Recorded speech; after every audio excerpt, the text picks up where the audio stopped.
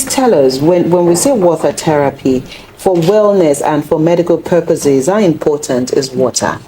Thank you very much. Water is life, like you have just described it, because the human body is made up of 47 liters of fluid that flows, 47 liters.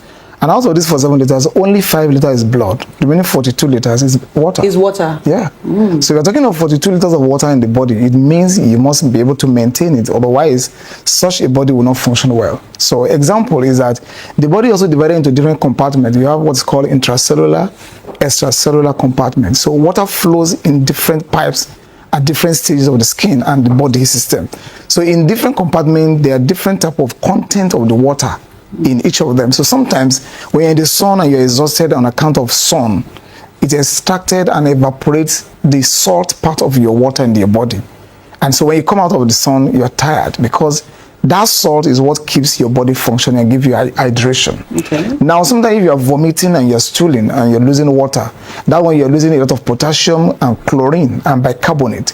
So that also gives you kind of a level of confusion at a point. So all these compartments also maintain body, which depends on water solely. Okay. And that's why we say water is life, because every living thing, including rats and ants, lions and goats, humans, plants, flowers and co, are living things. They are all created from water, and therefore you cannot survive without water. How do we know the right quantity to take? Because Abimbola did say earlier that too much of anything is not good, including water. So how do we know the right amount of water to take? And then what are those signs that our body will show us or tell us that, okay, you are not drinking enough water or you're drinking too much of water? Okay. Now, before we start talking of water intoxication, we can't be talking about intoxication in Nigeria because right now, by calculation, Nigerians do not have access to adequate water. So it's not likely that somebody will get into water intoxication. Water intoxication means when you take above what the body requires. Okay? And so we won't be talking of that in details because it's rarely going to happen. Because there's shortage of water in Nigeria. Okay, imagine if I go to eatery now, and pure water used to be 10 naira before, now it's 100 naira. So he's going to buy only one and drink. And if you ask him, he said it's okay. It's not okay. It's because he doesn't have extra money to buy extra water. So he can really get the water intoxication. Let's look into the water shortage. Now, when you do not take enough water in your body, you notice when you see the person, sometimes from the lip. For doctors, we look, we're examining you, general examination. We look at your lip. The next thing, we look at your tongue. Or we check your eyes. From those three things, we'll discover whether you have enough water in your body or not. And that gives us a formula. We're going to calculate which type of water do you need to give back to you as a drip. Okay. Okay, so dehydration will show in your lip, in your face. Sometimes your eyes is sunken. It goes in, you're looking so like anxious. That means the water in your body is too low. Sometimes you're so tired. You sit down like this on the chair. The way you sit down, everybody will know that, this man is very tired. Give this man water, he'll come back to life. He replenishes his physical energy and performances. So you know from there that this person is tired. Or you cannot tell me someone who have been stooling for like 2-3 days will have energy. No way, you cannot have energy because you have lost the minerals that gives you energy in the body. Again, when you see people's skin that is flaky, dry and clammy, evidence that such people don't take enough water. And such people are likely to grow wrinkle fast because the less water under the skin, the likelihood that the skin loses elasticity and eventually it wrinkles fast. And then you can see, oh, this person is not taking enough water because the skin is so dry. So these are evidences to say. And then again, you go and pee. You go into the restroom, the little water you can pee out is so little. It also means that what is in your body is too little. Okay. Because the quantity of water in your body also determines the amount of pee that comes out of you. Wow. So when your pee is small, it's too small, we call it oliguria, that tells you that, okay, something is wrong somewhere. Okay, you may have enough water in the body, there may be issue with kidney. Maybe the kidney itself is not even filtering the water well. So these are ways you'll be able to know that, am I really doing well in terms of water content? So we can now come to what should be the quantity one should take per day. Right. For our women, they should take about 2 liters to 3 liters per day. While, like Mr. Ajibola, should be taking like 3 to 4 liters per day. Okay. Why is that? When you look at our bottled water now, how many should that be in a day? Well, bottled water has just come about 75 cl, if I'm right. Yeah. So 75 cl, that's like a 2/3 of a liter. Okay, so you need like 2 of that make like 1.5 liters. So 4 of that give you 2 liters. Okay. Yeah, 6 of that will give you 3 liters. So that's how it goes. And when we take of that, you need to take. We're not talking of the one you drink when you are eating. That one is different. It's different. We're talking of what you consume on a regular basis without even associated with food or anything you have eaten. So that means you need to sip water continuously every time, because the body function depends solely on water content in your body. So there's this Japanese water therapy that says you should drink between 4 to 5 glasses of water on empty stomach every morning. Is that really ideal? Because some people will say they can't drink water on empty stomach. You feel like they feel like they're vomiting. Yeah. So is that a norm, or should that be a practice that we all should cultivate as humans? Okay, I also want to sound this very clearly, because you just mentioned that, where do you call it now? Is it Japan? It's Japanese. Yes, you see, some of our doctors on so many platforms, all this question comes. There's one man in China that said this, there's one man in Japan that said this. We ask people to be careful that some of those things, is in medicine in the world is divided into two. Now, medicine in Asian country, they use different aspects of medicine to diagnose. Right. While we in the English part, we use different to diagnose. So not everything they said that sometimes you have to take like that. Letter. So you need to ask your doctor. Because we use blood to diagnose, they use nerve to diagnose. So they are two different things entirely. And that's why doctors cannot interpret some things that come from China, especially if they do some kind of test, or from Taiwan, or from Japan, or from any of these Asian countries. Because we use solely blood as a means of diagnosing what is wrong with you. So therefore, but universally, water is like what everyone should understand how to take it. So taking water on empty stomach is appropriate. There's nothing wrong with it. And the simple logic you have to understand is this. You have eaten in the night, you've gone to bed to sleep. Now, between night and morning, your stomach will generate more bacteria, because the remnant food as they will be digested. So your intestine is filled up with gas. Now, if you want that to get clear, when you take water early morning, so the water runs through the stomach, through the intestine, and that means all the debris that were still hanging will flow down. So by the time you are going to the restroom, you are likely to empty almost 90% of the content of your intestine. So that gives you a healthy intestine for that day, yes. Because the journey between this mouth and the anus is too critical for you to understand. So the water you take washes all the debris, and they get it down to where it can actually come out as a feces. Exactly. So it aids digestion, and when that happens, it assists you more to clear the intestine. Don't forget, it is this same intestine that's nowhere cleared, clog of feces and debris around the lower part of the colon, that people develop colon cancer, colon obstructions, because they really empty their intestine completely. Very rare. And it's because of quality of food they eat also. Those of the people that eat a lot of wheat, you can really empty your intestine.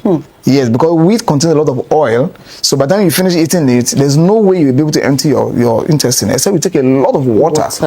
Similarly, you take beans. Beans is digested, generates full of gas inside your intestine. If you want to reduce that gas, before you start telling me, doctor, my stomach is talking, it's like drumming there. I said, okay, maybe some people are playing drum inside your stomach. So the only way to neutralize that immediately is take a large amount of water. It cleans it up, and your tummy will just go down naturally. Wow. Yes. Okay, still talking about timing. Abimbola mentioned morning. At night, what volume of water should we take? Okay. And aside from that, what are the other health benefits of water? Because I read somewhere that if you have cardiovascular disease or osteoarthritis or joint pain, water can actually assist in healing your pains. Yeah, thank you very much. So when you talk of that of the night, that's the one we are different with the Asian people. They ask you to take large volume of water before going to bed. It's not true.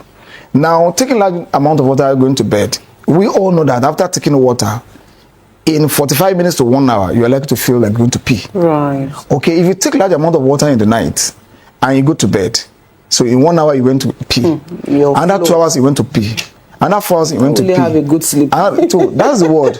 There's something called good sleep. What's the definition of good sleep? The sleep you have that runs about 8 hours without you standing up and waking up to do anything at all. Doctor, 8 hours? Yes.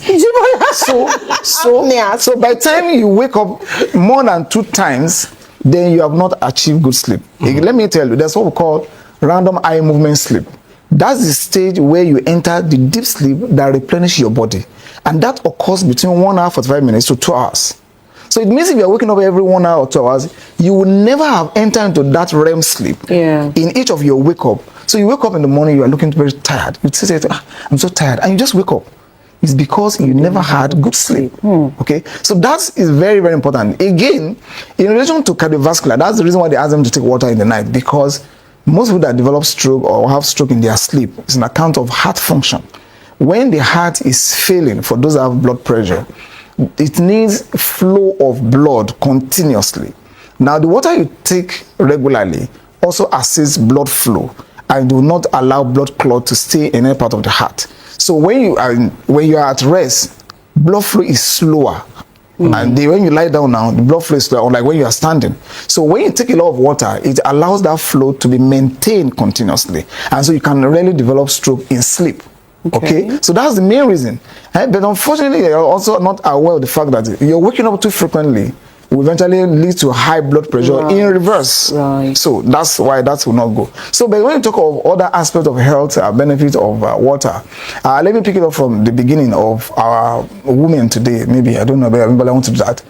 With management, okay, a lot of times people say, women to project, that's why it has. That's why you're fat. It's not true. Now, you can actually use water to maintain your weight. Wow. Yes, if you want to really bring down your weight, you have to understand how to use water. So that means you take water more frequently than any other person. Okay, more frequently than any other person. And when you take volume that make you fill up. And that's why when you're going to eat, you're supposed to divide your tummy into 3, abstractly. Divide into first stage food, second one water, and the last one air. So when you fill the 3 stages with food, you see yourself, you are breathing like that, as if the food is in your chest. And you go to bed too early, you're in trouble, you roll from the right, roll to the left, sleep is not going to come because the tummy is just not stable. So you don't take water in that manner. So for someone that want to maintain weight, you take a regular water.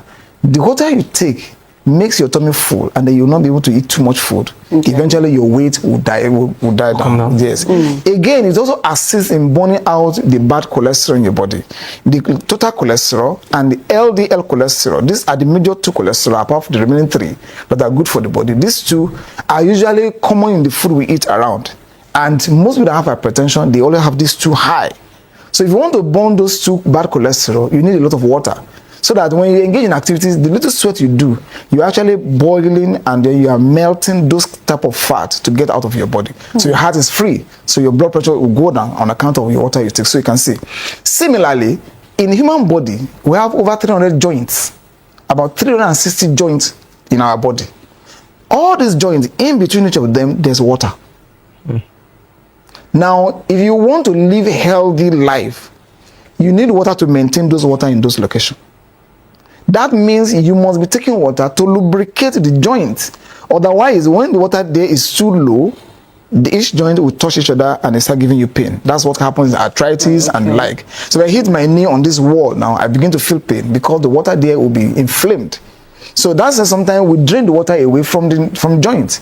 And sometimes we inject even the joint with some drug to actually relieve the pain, to neutralize inflammation in that location. We are actually producing water to neutralize those joint pain. So it goes on and on.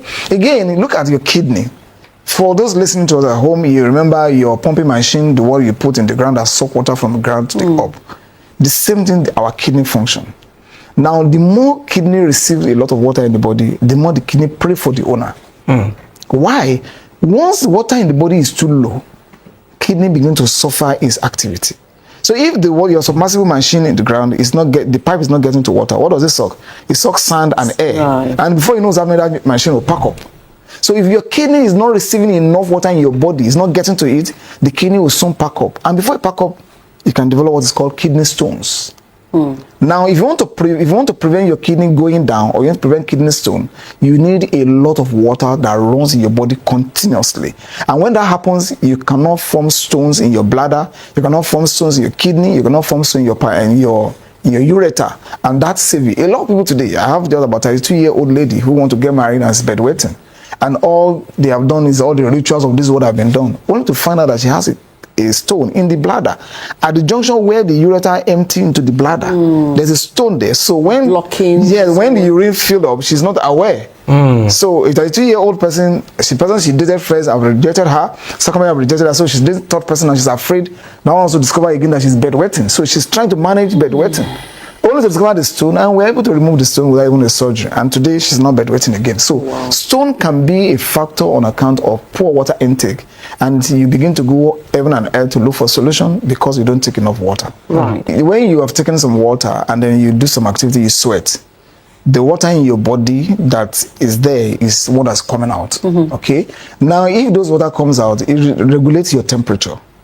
Now, it's expected that at the end of this your sweat, you should go and shower this your body. Okay. Otherwise, those ones that dry your skin will block the pores of your skin. Very soon you develop some rash or some AO in some part of your body because the hole in the skin is blocked on account of dirtiness. So now, taking bath regularly or using soap to bath the body is also a means of replenishing the body because the water soaks into the body. Example, if you put your baby or a 1-year baby inside a pool of water, that baby will increase in weight because the skin of a baby is so porous and then so it goes into the baby. The baby will look bigger when you bring the baby out. Similarly, if you go and stay inside the swimming pool as an adult for long, you're going to add a little weight because water will have percolated through your skin into your body system. Wow. So because there are a lot of holes on our skin that traverse water in and out. So there's external way of maintaining a good health by using water to actually wash your body. This is also very important. You mentioned swimming pool, and I'm also aware that one can have hot or cold bath. Do we need medical advice or medical check before we decide on which one to do, so that there won't be stories at the end of the day? Okay, the issue is that some people say that I don't use hot water to bath because it's going to spoil your skin. Some will say that I don't take cold water to bath because it's going to make your skin to be thick. And some will tell you to start from your leg. Where you want to use water. Yes, that's another Asian medicine. When that one was in the air, I got a lot of calls for that. Those that have stroke, when they enter the bathroom, that's when they have stroke. That when they want to bath because they pour water on their head, and that's why they develop stroke. I said it's not true. You now tell them that you start washing your leg first, so that your body will regularize with the water before it comes to your head. And I said, ask those your Asian doctors again that when we talk of aseptic procedure in medicine, or when we talk of proper hygiene in medicine, there's a principle. The principle says wash from the higher part to the lower part if you want to maintain good health. That's law. That's medical thing. You can't wash this face before you wash this place. You wash here before you wash here. So, and that's the principle. So, instead of washing your leg, you are actually transferring more dirt up because dirt is supposed to come down. It's not supposed to be transferring up. So, that's not even the right thing. So, in terms of water use, you don't need any doctor to actually tell you that. It's about you. Some of us can tolerate cold water even to any extent. You're sitting in America in about -10. You're ready to bath with cold water. Fine for you, it's okay.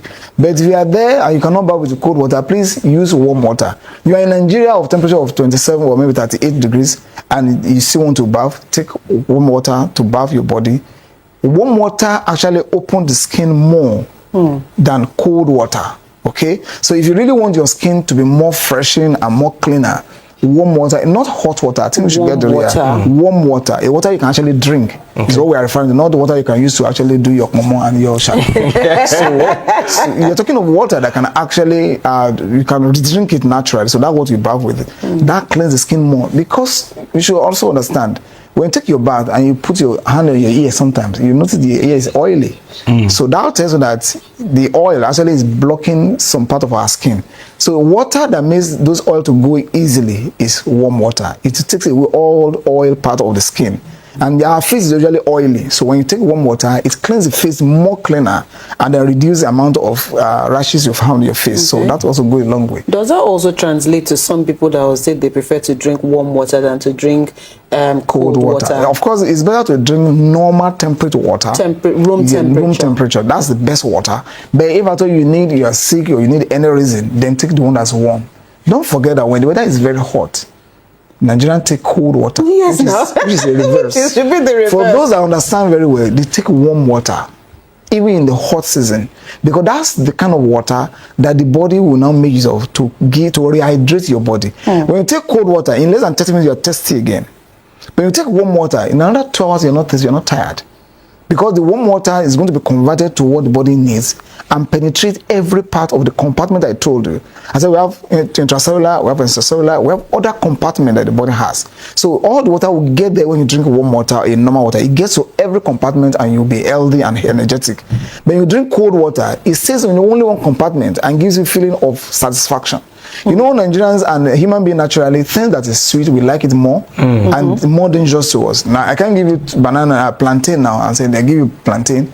most likely you're likely to fry the plantain, whereas you're eating rubbish. Instead of it to have boiled the plantain that get the basic value. But because the fried one is more sweet, so you're likely to prefer the fried one.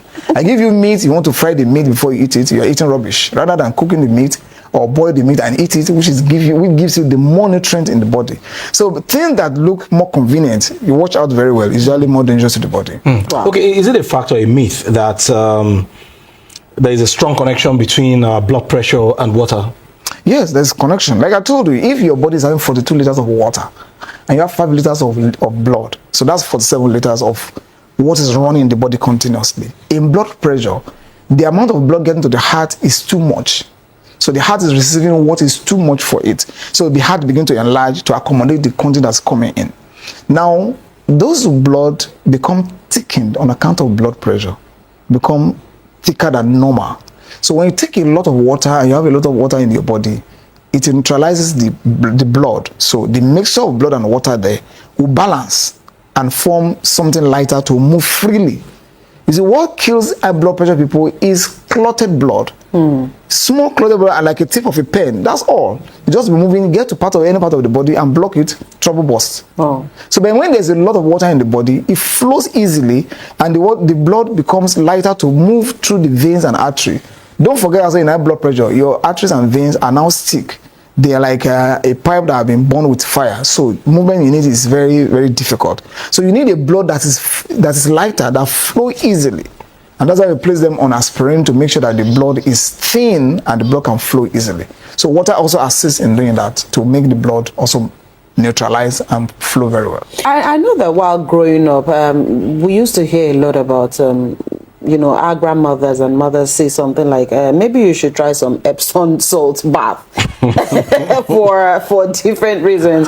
Are these things required? Do you need to add anything in your water before you take your bath, or do you need to the Epsom salt, is it necessary? Well, you remember in Ebola, that's what people were doing. Pouring plenty of salt inside their water. And drinking a lot of water that has salt, and they end up dying on account of salt intoxication. Right. So that's not necessary. Okay. But our pharmaceutical doing antiseptic solutions have made it easy. So you have your antiseptic, you put some drop in the water. Okay. Is to actually allow that to also kill external germs. Right. So the ordinary water, I said, the warm one is very good. So you now put a little one drop or one of the antiseptic liquids, which neutralizes with the water. So when you bath with such water, those kind of antiseptic also kill germs that were on the skin. Okay. Not salt. Salt in our body is already enough. So when you now use salt to bath, it goes into the skin, you destroy your skin. Okay. And if for any reason it gets too much, your blood pressure will be high. So why do you want to kill yourself gradually? Okay. Some people have done that and they run into trouble.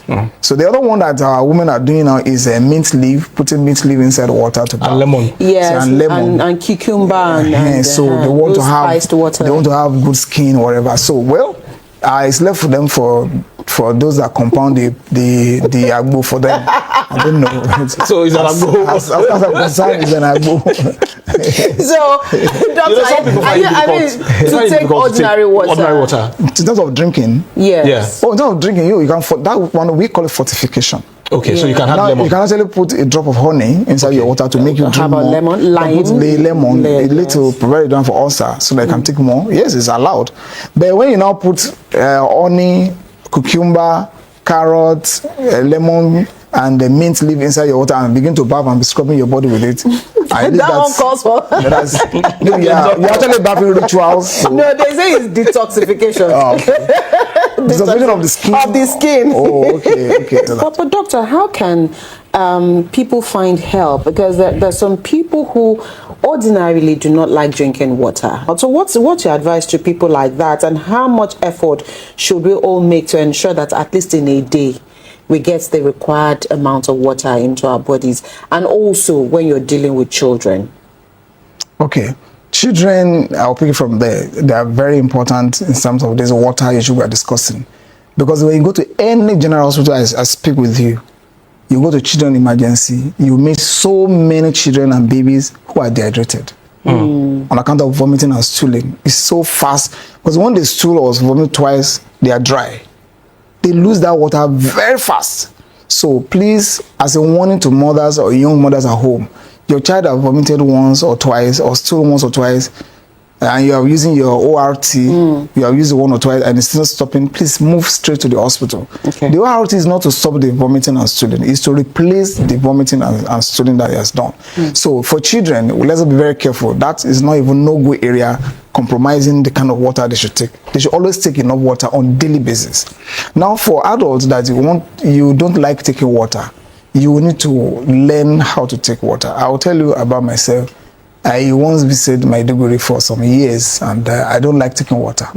So when I got there the first few weeks, I realized that I'm always tired. I'm always in the hospital complaining that I'm having pain. And I realized that each time I go to use the restroom, the urine is like red, almost becoming blood. So I was asking myself, do I have infection or have any liver or kidney disease? No, until I met a doctor and the doctor said, how much water have you taken? I said, no. I said, wow, how are you surviving in this environment and you're taking not enough water? I said, I don't like it in water. So he said, okay, what you can do is that basically for those that don't like taking a lot of water, you must learn to have other things you can mix without water. Okay. That you like. Like I mentioned honey the other time, many of us like honey. So put some kinds of honey in that water and shake it together. It changes the color, it changes the odor, and then it gives you some taste. Yes, it gives you some taste, and it goes. That's why children too, when you see all the ORT we do, now they are doing ORT that is like sweet, that has color, have fragrance, so that it attracts them to be able to take it, because the original one is so repulsive. You take it, right, make you feel like vomiting. So now children can take it more of that because they've actually fortified it with some colorant and some preservatives. So now for adults who don't like taking water, you must get to know something like, is it lemon, is it honey, is it any other thing? Like, okay, this so-called vitamin C that is dispersible, you can actually put that also in the water. It disperses immediately and changes the color of the water, and you'll be able to take more. Please try to take a lot of water. It helps your life. What about tea and coffee? Do they make up for I was going to say that because we have a particular colleague here who doesn't like taking water.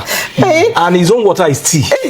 So can they make up tea and water? They don't make up. Coffee? Let me explain to you. Now for what you call tea, I don't know what you're referring to tea. Give me an example of tea. Maybe Lipton. The tea bag, and then of course coffee. Thank God we got it here, because Nigerian will tell me that I drank tea, drank Milo. I said no, that's beverage. So that one is food. We call it food drink. It's not tea. So when you take your tea, either the black tea or white tea or green tea or pu'er tea, whichever of the tea, we have about 7 types of tea you take.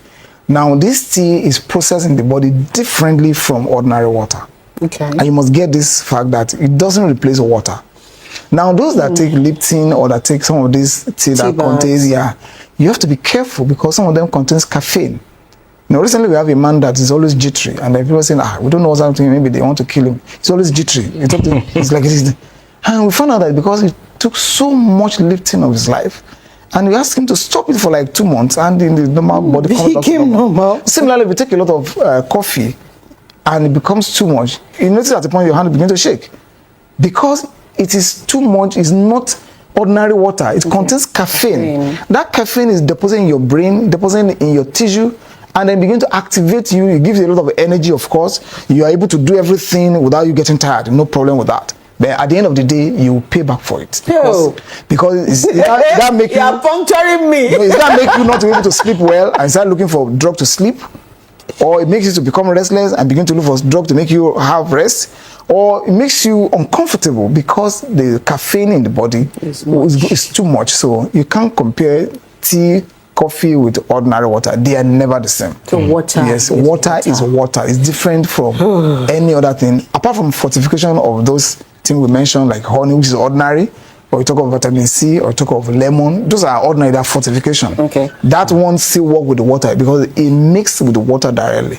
But unlike your tea, they are different entities. You're only using water to propagate the caffeine into your body. Okay. You don't understand now. You're using the water to propagate caffeine. So we are actually drinking caffeine. And no water. No water. Okay. Okay, doctor, I'm sorry, Abimbola. Let's talk about water and exercise. Good. So should we take it after or during? You take it before. Before? Yeah. When you take it before and you do the exercise, you sweat. In fact, you actually, that's the real detoxification that people should hear now. Okay. That's the real detoxification. Now you've taken the water, the stomach is filled with water, and it needs to be absorbed into your tissue. Your exercise will fasten the rate at which the water is distributed in the body. And you sweat, it means every tissue in the body has received water, and they will sweat out all their disease. So your body is more detoxified when you take water before you exercise. And then by the time you are done with exercise, you now take a little to complete it. You have done excellently well for yourself. Okay. So that's how to take water in terms of the exercise. So take your water before you start your exercise. So we all need to make a conscious effort at ensuring that we drink more water.